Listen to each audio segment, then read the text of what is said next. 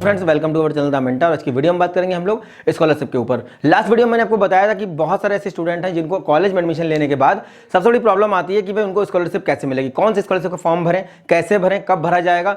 और स्कॉलरशिप का फॉर्म भरने के बाद भी कोई गारंटी नहीं होती कि आपका पैसा अकाउंट में आ ही जाएगा।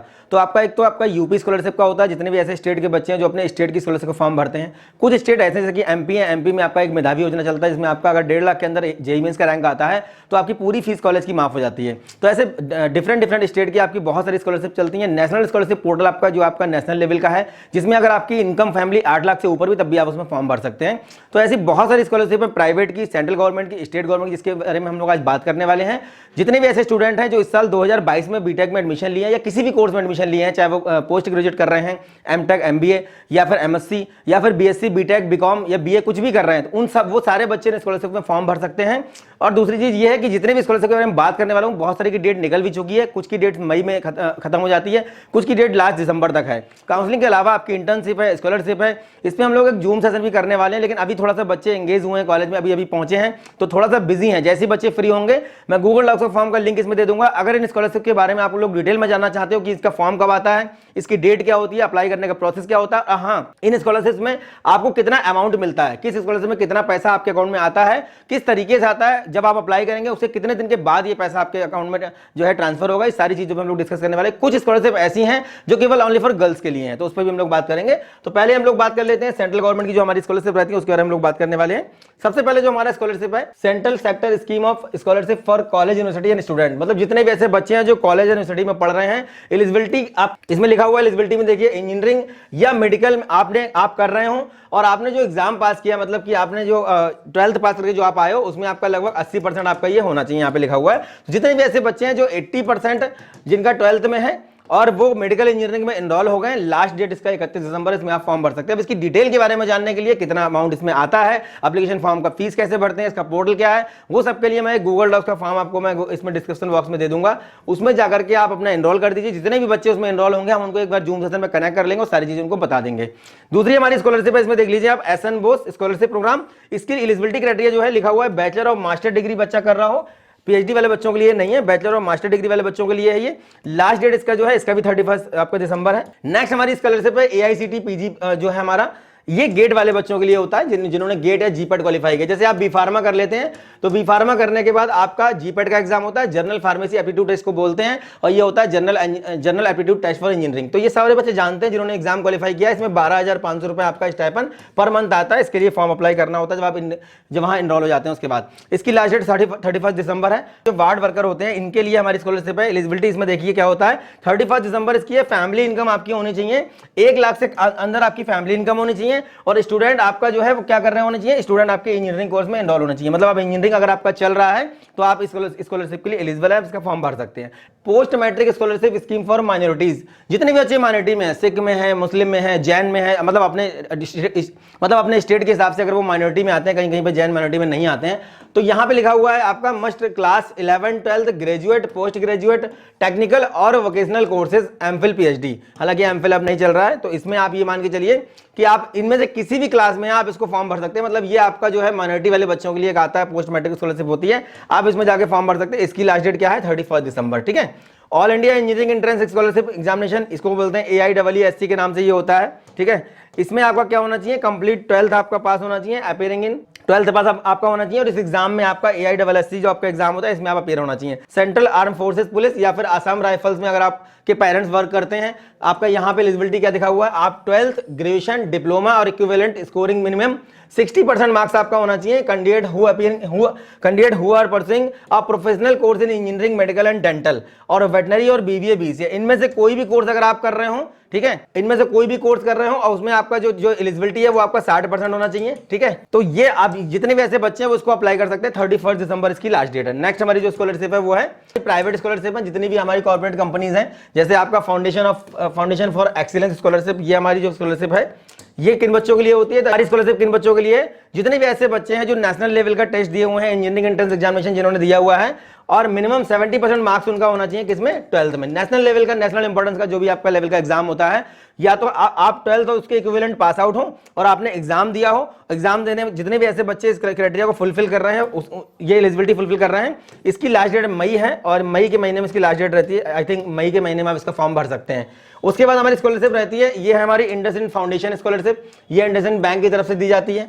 इसमें आपका एलिजिबिलिटी क्राइटेरिया क्या है, student got 80% in class 12th must be pursuing full time engineering course, मतलब फुल टाइम इंजीनियरिंग कोर्स में अगर आप कर रहे हैं प्रेजेंट टाइम में, और 12th में अगर आपका 80% स्कॉलरशिप का फॉर्म फिल कर सकते हैं, और इसकी लास्ट डेट भी मई रहती है। ठीक है, नेक्स्ट हमारी स्कॉलरशिप है सैमसंग स्टार स्कॉलरशिप। ये हमारा जितने भी ऐसे स्टूडेंट हैं किनके लिए होता है, एलिजिबिलिटी क्राइटेरिया हम लोग देख लेते हैं। इसमें साफ साफ लिखा हुआ है, जितने भी कैंडिडेट हैं जो आईआईटी और एनआईटी से बीटेक कर रहे हैं, बीटेक एमटेक 5 ईयर कर रहे हैं, और अपनी क्लास में टॉप 50 में अगर वो रहते हैं, टॉप 50% में अगर वो रहते हैं, तो वो इसकी स्कीम के लिए, सैमसंग स्कॉलरशिप के लिए एलिजिबल है। इसकी लास्ट डेट भी मई रहती है। ठीक है, सीताराम जिंदल स्कॉलरशिप स्कीम, ये किसके लिए, class 11 12th ITI diploma graduate and post graduate, जितने भी ऐसे बच्चे हैं जो या तो 11th में है, 12th में है, आईटीआई कर रहे हैं या डिप्लोमा कर रहे हैं, ये सारे स्टूडेंट यहाँ पे जो है स्कीम के लिए एलिजिबल हैं, और इसकी भी लास्ट डेट क्या रहती है, मई रहती है। ठीक है, नेक्स्ट हमारी स्कॉलरशिप है, जो वो ये है central sector scheme of scholarship. ठीक है, ये हमारी स्कॉलरशिप सेंट्रल गवर्नमेंट की तरफ से होती है, इसकी लास्ट डेट भी मई रहती है।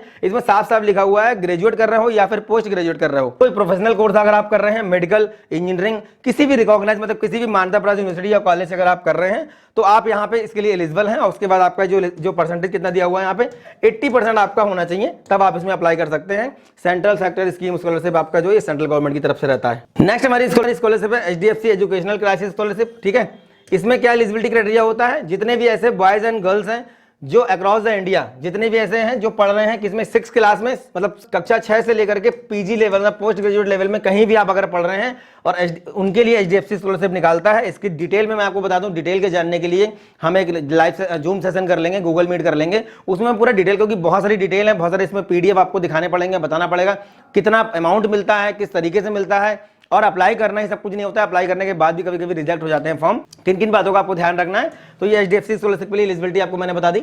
उसके बाद हमारी कीप इंडिया स्माइलिंग, ये हमारी स्कॉलरशिप कोलगेट की तरफ से दी जाती है, ये हमारी स्कॉलरशिप कोलगेट की तरफ से दी जाती है। इसमें साफ साफ लिखा हुआ है, जितने भी ऐसे मतलब बोथ जेंडर्स के लिए है ये, the candidate must be below the age of 21 year से अगर आपकी एज कम है और आप किसी भी कोर्स में इनरोल है, ग्रेजुएट में, चाहे बीटेक कर रहे हो, बीएससी कर रहे हो, कुछ भी आप कर रहे हो, इसकी लास्ट डेट भी मई में रहती है। ठीक है, उसके बाद हमारी स्कॉलरशिप है स्वामी दयानंद एजुकेशनल स्कॉलरशिप। इसकी एलिजिबिलिटी क्राइटेरिया क्या है, इसमें साफ साफ लिखा हुआ है, मिनिमम 85% मार्क्स आपका होना चाहिए किसमें, 12th में कोर्स कर रहे हैं, उसमें आपका फर्स्ट ईयर सेकंड ईयर में कम से कम 7.5 सीजीपीए होना चाहिए आउट ऑफ 10, मतलब आपका सीजीपीए जो चलता है इसमें आपका कितना होना चाहिए, 7.5 होना चाहिए आउट ऑफ 10। ठीक है, तो ऐसे जितने भी स्टूडेंट हैं वो आप इसमें अप्लाई कर सकते हैं, और आपकी जो फैमिली इनकम है वो 7 लाख पर एनम से कम होने चाहिए, तब आप इसके लिए एलिजिबल होंगे। किसके लिए, स्वामी दयानंद एजुकेशनल स्कॉलरशिप के लिए। बिरला जो हमारी स्कॉलरशिप है, ये हमारे native of West Bengal must have 80% marks and for other state student 85% marks in their 12th examination, मतलब अगर वेस्ट बंगाल या उसके आसपास के जो बच्चे हैं उनका 80% होना चाहिए, और दूसरे स्टेट के बच्चों का 85% होना चाहिए।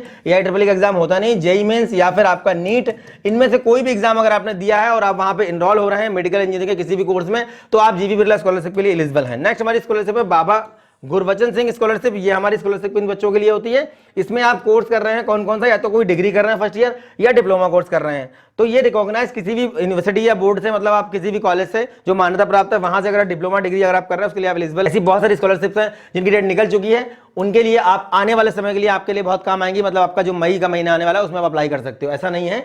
उसके बाद जेएसपी स्कॉलरशिप है आपका, तो ये आपका स्कॉलरशिप किन बच्चों के लिए होती है, student pursuing BE can apply. ठीक है, जितने भी बच्चे बीई या बीटेक कर रहे हैं, मतलब जितने भी इंजीनियरिंग के बच्चे हैं बीटेक या बीई कर रहे हैं, उसमें आप अप्लाई कर सकते हैं। लास्ट डेट इसका भी मई रहता है। उसके बाद हमारी स्कॉलरशिप है एनटीपीसी स्कॉलरशिप, या ये भी उन बच्चों के लिए होती है जो बीई और बीटेक। डिटेल जानने के लिए मैं बोल रहा हूँ, गूगल डॉक्स फॉर्म में आपको दे दूंगा, उसमें आप जाके इनरोल कर दीजिए। जितना भी डेटा हमारे पास इकट्ठा हो जाएगा, हम उस डेटा के बेस पर एक लाइव सेशन कर लेंगे और पूरा डिटेल में हम आपको बता देंगे गूगल मीट के माध्यम से किस तरीके से आपको करना है। इतना स्कॉलरशिप ये हमारा जो है।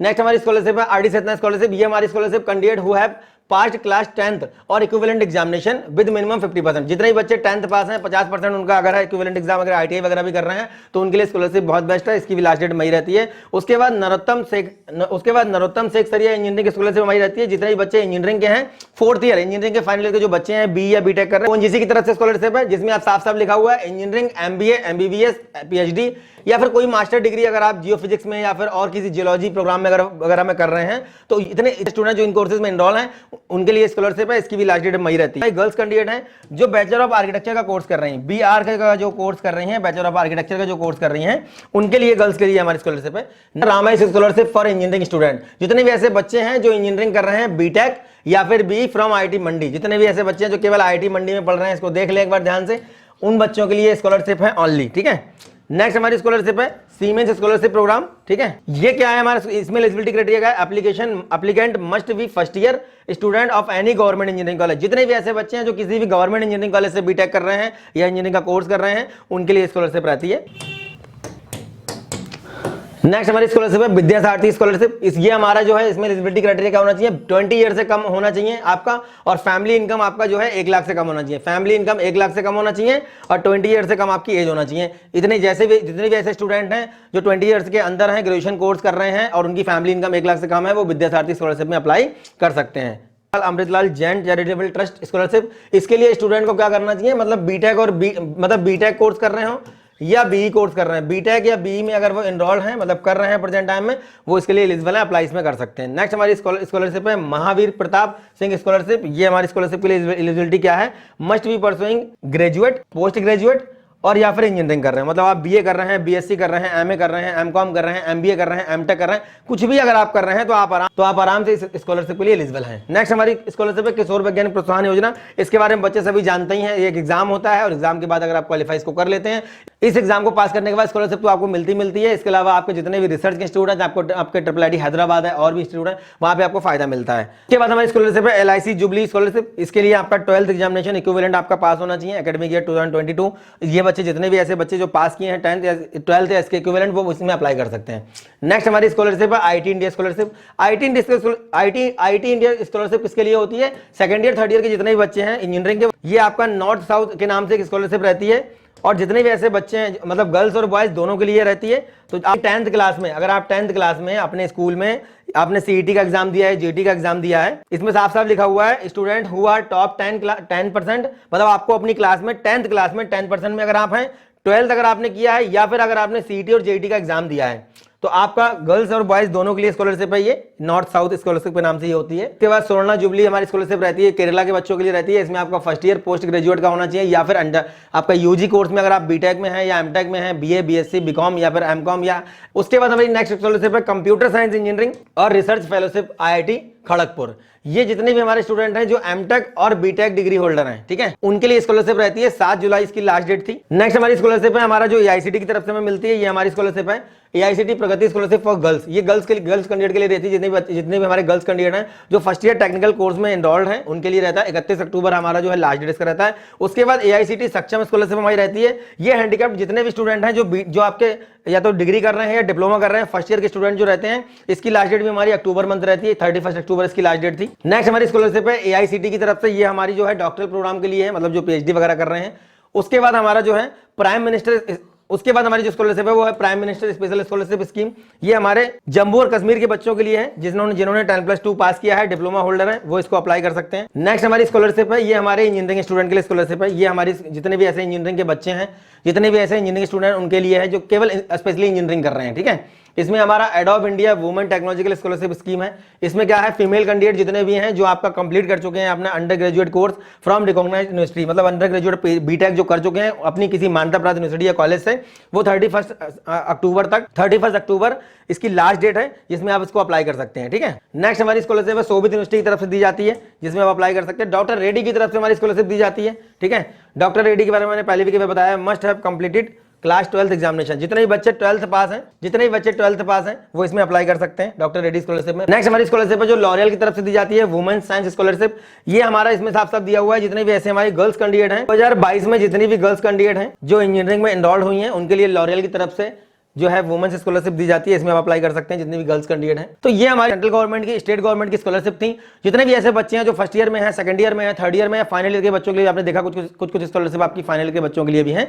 तो इसी तरीके से द मेंटर चैनल पे हम आपको स्कॉलरशिप के रिगार्डिंग, इंटर्नशिप के रिगार्डिंग नेक्स्ट वीडियो में हम लोग बात करेंगे। जितने भी गवर्नमेंट नीति आयोग की तरफ से जो इंटर्नशिप आई हुई है, बहुत सारे डिपार्टमेंट हैं आपके जिसमें आपका इंटर्नशिप के लिए अप्लाई कर सकते हैं, सेकंड ईयर और थर्ड ईयर के स्टूडेंट उसमें अप्लाई कर सकते हैं। इंजीनियरिंग ही नहीं बल्कि जितने भी कोर्स चल रहे हैं आपके, जितने भी बच्चे ग्रेजुएशन में है या फिर पोस्ट ग्रेजुएशन में है, वो भी उसमें अप्लाई कर सकते हैं। उम्मीद करते हैं स्कॉलरशिप का वीडियो आपको अच्छा लगा होगा। वीडियो को लाइक कर लीजिए, चैनल को सब्सक्राइब करिए, अपने दोस्तों को शेयर करिए, और इस वीडियो के बारे में डिटेल में जानने के लिए कि स्कॉलरशिप की डिटेल्स क्या क्या है, कैसे इसमें अप्लाई करना है, मैं गूगल डॉक्स फॉर्म का लिंक आपको दे दूंगा, उसमें आप उसको भर दीजिए। डिटेल हमारे पास जब आ जाएगी हम आपको एक डेट बता देंगे कि इस डेट पे हम स्कॉलरशिप के बारे में आपको बताएंगे डिटेल में कि कैसे आपको अप्लाई करना है। अगर कोई डेट निकल भी गई तो जरूरी नहीं है, आप 2023 के लिए अप्लाई कर सकते हो, 2024 के सेशन के लिए आप अप्लाई कर सकते हो। तो जितने भी ऐसे बच्चे हैं कि अगर डेट निकल गई है तो आप नेक्स्ट ईयर के लिए भी अप्लाई कर सकते हो, लेकिन ये सारी स्कॉलरशिप आपकी बहुत काम की है। इसी तरीके से जितने भी ऐसा अपडेट है जो आपको बीटेक में एडमिशन या किसी भी कोर्स में एडमिशन लेने के बाद जरूरी होती है, बुद्धा मेंटर चैनल के माध्यम से मैं आप तक लगातार पहुंचाने का प्रयास कर रहा हूं, आगे भी करता रहूंगा। और पटना के ऑफिस के बारे में आपको बता ही दिया था हमने, ओपन करने वाले हैं बहुत जल्दी बिहार के बच्चों के लिए।